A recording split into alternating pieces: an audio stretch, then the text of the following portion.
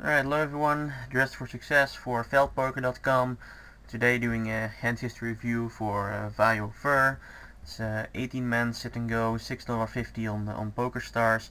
I'm just gonna skip through the hands, which are not interesting. We have sit and go wizard at the side, and I choose to replay the sit and go in Hold'em Manager because in Hold'em Manager you also have the stats from the player, so in case we get involved, we can also make decisions based on stats.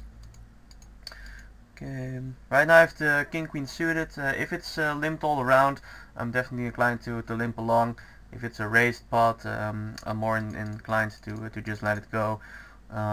King queen suited, I don't like it so much out of position, especially not with a 4x raise under the gun. So definitely gonna skip that. I'm just gonna see the hands we're involved in. Since the blinds are low, I'm playing extremely tight. If it's limped along here, I'll just limp along and try to set mine here, and basically on this flop, I'm pretty much done with the hand. 10-4, and what most important is on these sixes, you will see a lot of regulars compared to the 340s. So Hold'em Manager is definitely worth the stats. I would open any ace from the cutoff on the button into 4 or 5 hand here from just the first middle position. It's a little too early. Okay, here the pocket 8s. Yeah, we can definitely call the min bet. Pocket 8s, they don't play so relatively bad. Don't want to raise it up because we're playing out of position. I just want to see a cheap flop. Basically it's not a real bad flop for us, but I don't want to get raised on this board, for example, by ace of hearts, and we never know where he is, and he checks behind. When he checks behind, I'm definitely sure that he doesn't have the overpair, and I know most of the times my 8s are fairly good, so I just try to do a half pot because I do want to get some value from Broadway hard cards, and also I just want to have some information of whether my hand is good or not, because if he has the overpair here and he bets, what you gonna do? So I just want to find out for half a pot if I'm beat or not, and it's not the case. Okay, just went along. King 3 obviously not gonna play. He shows. Okay. Queen 9, depending on the stats of the small and big blind, since I have the chips, I might raise it up from the button if it's folded to me. If you look at the big blind here, he has incredibly loose stats. Also the small blind, so those two are definitely not worth raising, because chances that they will come along are fairly high. If these were two tight players, say like the Sets and Ivan, I would be inclined to raise it up because they will fold most of the times. Okay, Queen Jack suited and again, Ace 7 is also too slow. Ace 10, if it's folded to me, I'm definitely gonna raise it. Since he limped there, I'm just gonna give it up. Don't want to limp along here. I would shove pocket 7s plus here and Ace Jack, and below that I'm just gonna fold it. Okay, Ace King.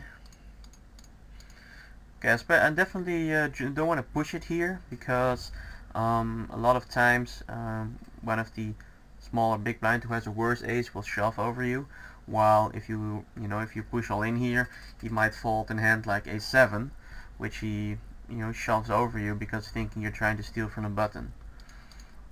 So definitely try to min raise your huge hands also, and try to min raise your blind steal so people won't get a read on you.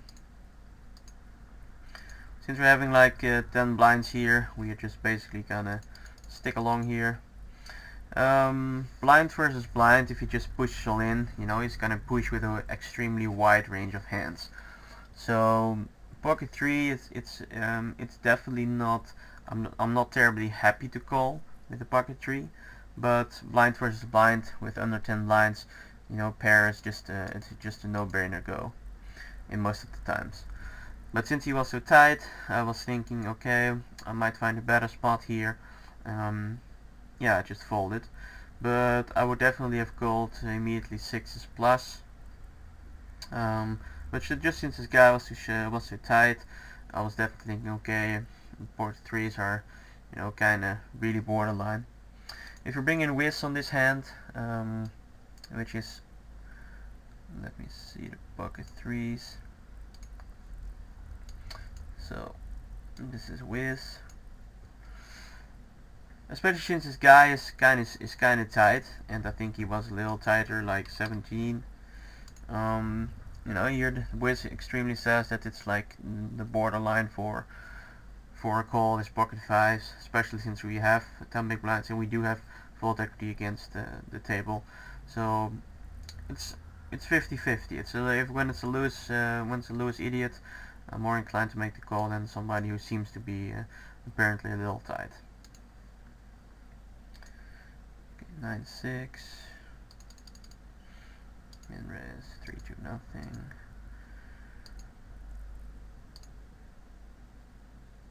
If it's folded to us, blind versus blind, yeah, we definitely have to push it. But luckily he's min raising it in front of us. So we just reached the final table. I think on the final table here we have 5 big blinds. We're coming in really desperation mode. If it's folded to us, even though there are no antes, I'm just gonna shove it. I'm not sure if Wiz likes it too much, so I'm just gonna see. King 8 suited.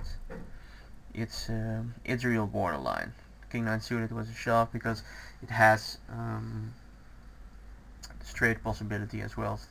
But I also was thinking that since the blind's coming along, deducting another 300, my fold equity was reasonably gone at that point of time. And since I have like 5 blinds under 10, we have to really adjust the edge to -6 here on dollar EV mode, which has, you know, we're basically in the push any cards here with 5 blinds or less.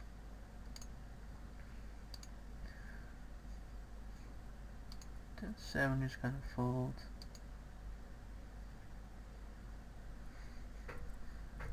King 10, a really borderline decision also. 6 blinds, I definitely think at the point of time it was a fold because tables on the right hand side with the big stacks were kind of loose, especially this one. So if we bring in Wiz again for this analysis with the King 10, I think it says to shove King Jack, King Jack. Yeah, here it's at King 9 plus. So according to Wiz, it's definitely a shove, but apparently since there are some big stacks which were kind of loose, and especially if it's under the gun, and I just picked up the blind, so I might be called off a little lighter. I decided to fold here, but according to Wiz, even when you adjust the edges, it will say that it's a clear push. I think from King 7 on, it's a push, especially also with the antes involved. So I think this was rather a missed shove here from me. Okay, get a walk. That's nice. Okay, if it's folded to us, we're not gonna ship in 7 deuce. It's way to borderline. Okay, here if he shoves and in the gun, we're just gonna reshove and king, ace king hold up. So right now we will definitely have some fold equity against the stacks which are here on the left hand side. At that point of time I don't want to get involved too much, but what the great point was is that we showed a good hand on showdown, and that's what people remember also when we start pushing these blinds aggressively. Right now we're on the bubble. This guy is almost out. We definitely want to tighten up our pushing ranges because this is a big stack here and this is a big stack here, which are both, you know, on the loose side. So when we push it in, we definitely need to have some kind of hand. Okay, yeah, if he pushes, there's nothing we can do. King Jack, if it's fold to us, we definitely need to jam it in. Lucky for us that he jams in front of us. Jack 10. I think at this point of time, especially on the bottom, I think I had significant fault equity because this guy, if he calls and loses, he's almost out, and this guy, you know, he's losing half of stack. So basically, they're not really call happy to call this shove. If I bring in Wiz here for this situation, I think Wiz will like the push also.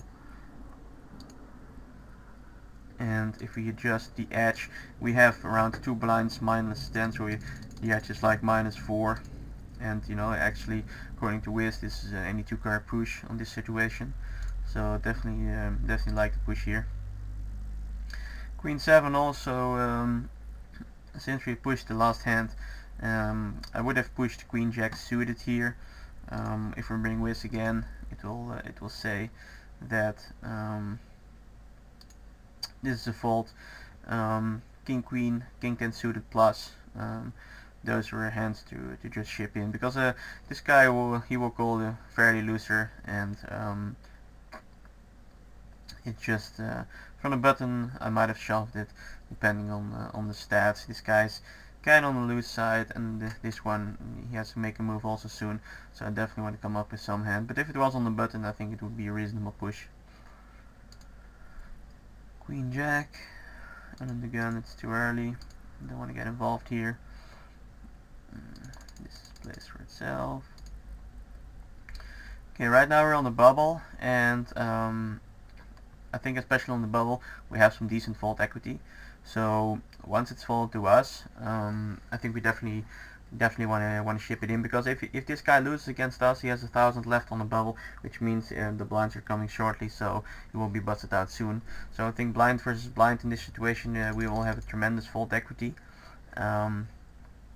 Yeah, we're really not going to be called light here. If I bring in the Wiz again with the 4-8, let me see. It will definitely say also that it's an any 2-card push. Even if we would, you know, widen up his range to like, I don't know, like 35%, I think there's kind of the border. I think if we just adjust the schedule a little bit, it says that even if he is on the if he is on an extremely loose side, like 30 plus, this is a push. So yeah, most of the time this is a no-brainer, because nobody will call 30%, because it means that you will also call all-ins with hands like let me see, Queen 9, King 4, and I'm not really sure if he wants to call all in with King 4 there on the bubble. So they're definitely out of his range. Okay, 6-8. Since we pushed the last round, I just wanna, yeah, I don't wanna break it up here. Also here, nothing too much involved. If you would have pushed me against me in the blinds, it would definitely be a hard laydown, because we're getting more than 2-1. But I definitely would have laid it down. Let me see if we bring up the action here, and this guy would fold. Means that we would have Queen 10 suited. So this was kind of on the borderline. If we adjust the edge to -2, since we have less blinds, it's still got to fold. So this is Jack 10, Queen Jack was a call. This was really on the borderline. Okay, now the bubble is broken. We definitely ship in any king, blind versus blind, no brainer. 3-5 we can just let go. 2-9 also. 6-5. Okay. Since this guy has basically let every hand go, we're just gonna keep continuing pushing blind versus blind. Here he actually calls us with a 9-6, which is, you know, really terrible. Just kinda lucky that you're gonna split pot here. King 8 from the button, definitely a push. 7-9er, we can let go here. Okay, Queen 4. Same. Yeah, also this one, 6 blind versus blinds again. I know it's calling with 6-4, but which, yeah, blind versus blind, we definitely just need to ship it in. We got lucky here that we hit the straight, but I still think blind versus blind I will only fold the really terrible worst cards, which according to Staff, if I take Poker Stove here, yeah, I think I would shove extremely wide here. So the 6-4 is definitely kind of on the borderline of my range. But again, blind versus blind, I think I might even push like 70%, which just, you know, almost covers the ace 4. I would just fold these two hands, which are terribly bad. because at least with the 6-4 we have the possibility to connect to a straight somehow. So we just got lucky here. Okay.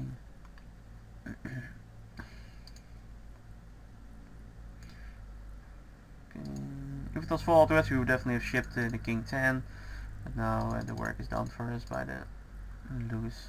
And even though if this blind he's stacking, he's calling all in with king 10 against the guy, which is, you know, fairly straight, didn't show too much activity, and we got lucky. We're now heads up. Once we're head up, he has a 2-to-1 chip lead, so I'm just seeking for information if he's kinda loose. I just wanted to limp this one because I wanted to know what his reaction was if I limp on the button. So because if he doesn't push or he doesn't raise, I can just flat with a lot of hands, and I can, you know, raise or push my hands, which are better. So definitely kind of passive guy. I think if it's the fit or fold guy, so ace or king is definitely not in his range, because if it was in his range he would have raised me pre-flop. So I just kind of stab at his pot for half a pot. If he doesn't have anything, most likely he will fold. Same happens here. So he's getting heads up, especially with a 2-to-1 chip lead. He's giving walks on the button, which means that you know, it's not a really good player. So most of the time I just definitely keep, you know, just flat calling, and I just keep on raising with monsters. Here again the fit or fold. So you're just giving us, yeah, a lot of walks. So I just want to see how his reaction is for a min raise. So it means that he also folds. So basically this guy, he plays pretty straightforward. If he has something, he will push. If he doesn't have anything, he'll just lay it down. And yeah, those are the ideal opponents to play against. Okay, right now I just raised from the button. He immediately ships it in, and at that point of time, you know, since he hasn't shown any activity, I think his range will be including a lot of aces what we crush, but I think also his range will contain a lot of pairs and king, queen and jack 10. So if we take poker stove at that point of time, we take my hand, which is ace 9, and his hand, which I think will include, his shove range will include, like, let me see, I think also all pairs, they're included. I'm just doing this wrong here. Clear. It's called any pair, any Broadway, and I think also ace 9, ace 7, he will king 9, ace 9. So basically a lot of Broadway cards. Now if we calculate this, my hand against his range, yeah, I'm definitely doing not so great against his range. But since the likelihood will be there that he's also playing a lot of pairs, and you know, pairs against 8 we're just flipping with, so it was really on the borderline. My equity against his range was definitely not good, but also heads up and ace is really pretty big. If he has another ace heads up, you know, which is the chances are pretty slow, pretty slightly. Yeah, it just was here. Seeing it now from later from the video, since he didn't, you know, since he was playing the game so straightforward, I might have folded this, because since the game was so straightforward, I knew that I would have had him just playing poker in position. But yeah, at that point of time I decided to call, and I was happy to actually see a flip. In the rounds after here, he's just on tilt, and I definitely need to tighten up my hand range against this hand. It's just waiting for the right hand to pick up, which came here. Since he has pushed every time all in since I limped, I definitely try also to limp with a big hand here. Unfortunately it jacks and the ace games, and I think if he had the ace pre-flop he would definitely ship on me.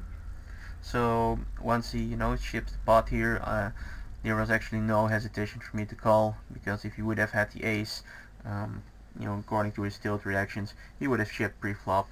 So yeah, he just hit the pair and, you know, decided to be on tilt since he lost that flip. Okay, so definitely what important is in these tournaments is to identify the racks, because, you know, playing against racks involves you know, two different styles of playing. You can call them light or off if there are 6 blinds and under, because you know they shove wide and sometimes they shove into cards. Also blind versus blind, you can really call them a lot wider, because you know they most of the times they shove any 2, especially on the 10 big blinds.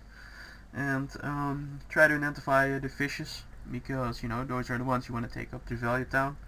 And if you have any questions, just email me at ferdian@veldpoker.com. And yeah, I'll see you back in the next video. Okay, bye bye.